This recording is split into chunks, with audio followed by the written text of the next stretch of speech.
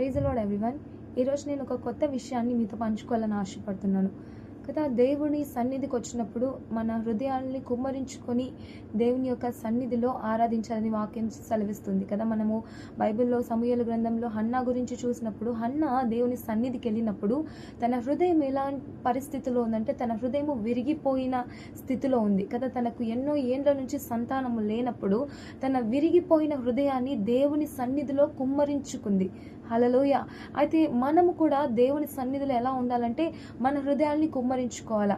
మనం చాలామంది ఏమనుకుంటారంటే, నా హృదయం నేను సమర్పించుకోవాలంటే ముందుగా నా హృదయం బాగుండాలి కదా, నేను మంచి క్రియలు చేయాలి కదా, మంచి ఆలోచనలు రావాలి కదా, నేను బలహీనురాల్ని, నాకంత బలము లేదు, నేను బలహీనతలతో నింపబడున్నాను, లేకపోతే నా దగ్గర ఇది లేదు అది లేదు అని మనము రీజన్స్ చెప్తూ ఉంటాం. కానీ దేవునికి ఎలాంటి వాళ్ళు కావాలంటే, మనం ఆయన సన్నిధికి విరిగి నలిగిన హృదయముతో ఎప్పుడైతే వస్తామో, విరిగి నలిగిన హృదయాలకు దేవుడు సమీపంగా ఉన్నాడు. హల్లెలూయా.